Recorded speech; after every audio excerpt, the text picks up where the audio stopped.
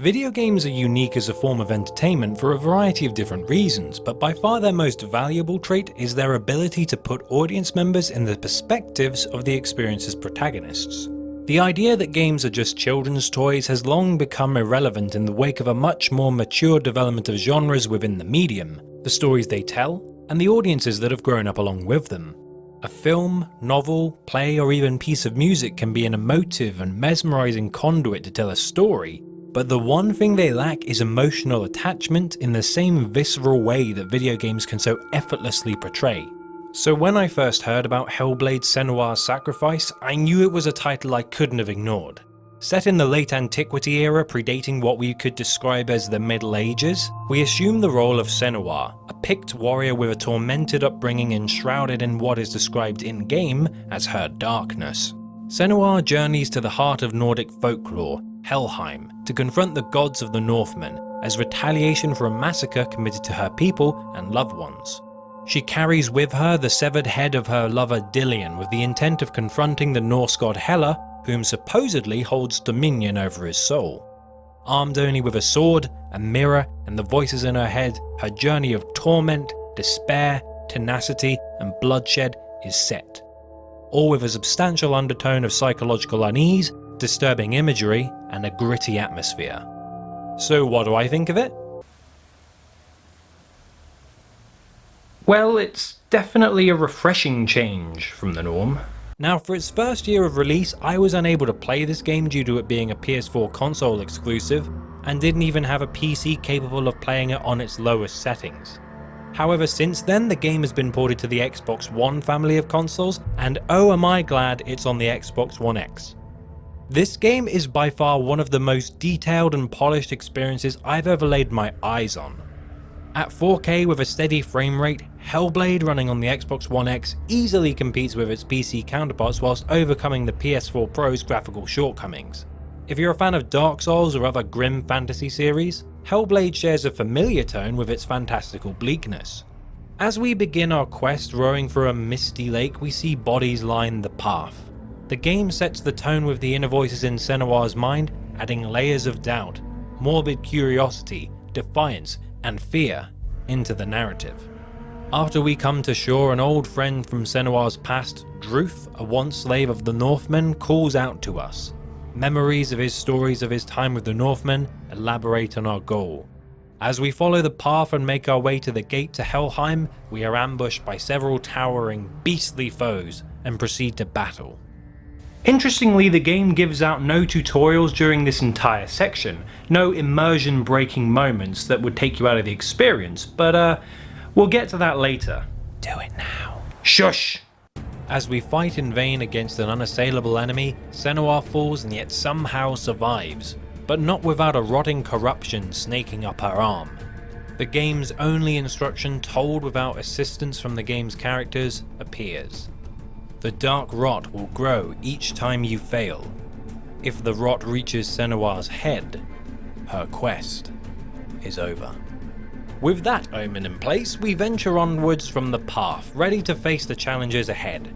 Now from here onwards, the story should really be experienced for yourself, so I'll do my best not to allude to any more of the game's plot, but I have to say, what it lacks in complexity, it makes up for in atmosphere.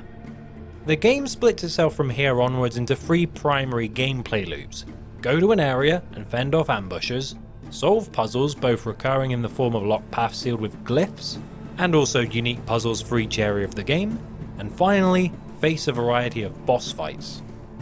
However, none of these gameplay mechanics are particularly complicated or deep, so if you're someone who gets turned off from a game with simple yet functional mechanics, you may find yourself getting bored. You're boring.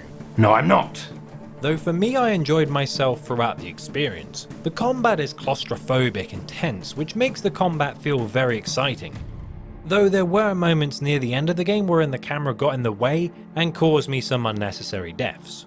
Senua can use one button for quick attacks, one for heavy attacks, a dodge move, block, and even a focus move, which slows down time to make attacks more potent. Plus, as Senua dodges or lands hits, her mirror will build up charges, which allow for the use of her focus. Plus, the variety of enemies and even boss fights is pretty low, but in regards to the game clocking in at around 8 hours in length, I don't think it's much of a problem. The puzzles are engaging if not mind-blowing, and some of the unique level gimmicks such as these mirror gates are really impressive with how they interact with the play spaces you find throughout the game.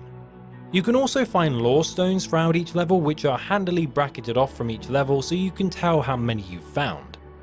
Each of them has Druth tell you a story about the northern gods and their myths, which are really interesting and even taught me a lot about Norse mythology. And if you're somewhat like me and love a bit of eye candy in your environments, you'll find yourself gawping at some of the scenery in this game. I mean, for me, I got to this beach area in the game and spent a good few minutes just looking at the water and the sand and the clusters of wet pebbles as the light beamed over their surface. It's just bloody impressive. But obviously the main attraction of this game and its particular placement in the gaming landscape is its take on mental illness and in particular, psychosis. The psychosis in Hellblade could take me an entire video to explain if I wanted to, but I'll do my best at describing it here briefly. So this game used binaural audio, which in layman's terms basically means that you hear the sounds as if it were physically around your ear range. Ninja Theory, the developers of this game, spent a lot of time researching the topic of psychosis for this title, brought on several experts, clinicians and individuals living with the condition in order to make the experience as true to life as they could. So I won't try to claim that my opinion on if this game does the condition justice or not is worth any merit, but I will say that the effect of it really made the game immersive. Playing this game with headphones is a must if you truly want to experience it properly. Plus, as I mentioned earlier, the game has basically no on-screen instructions or prompts and instead uses SENUA'S psychosis to instruct the player. So when you're in a fight, one voice will shout at you to get out the way. As you near a ladder, one may tell you to climb it, or as you look for the solution to a puzzle, some of the voices will give you hints, whilst others tell you how stupid you are for not already solving the puzzle. Plus, the combat in its entirety is self-taught by the player, so I actually didn't realise there was a block button for the entire game and just used dodge moves. And if you're not particularly fond of combat, you can change its difficulty at any time during your playthrough with no detriment to unlocking achievements. You played it on easy, didn't you? No, I didn't. Of course he did, he's a moron. Don't you call him that. Stop making fun of yourself, stop it. I bet he's an idiot. Yet one of the most amazing things I found about this game is its publication. This game was labelled by Ninja Theory as an indie AAA game as they sold this title without the aid of a publisher. Made with a coalition of 20 developers, Ninja Theory managed to create an indie game with the production value of a AAA game at a lower purchasing cost with less restrictions on their creative vision. Hellblade may well be one of the most important games of this generation due primarily just to this facet of its production, because it empowers not only the artists who create the content, but also their consumers. It's ironic in a way that a game with such a depressing tone is lighting the wave of future independent games, but it's such a fantastic experience that it just adds weight to its overall ambition.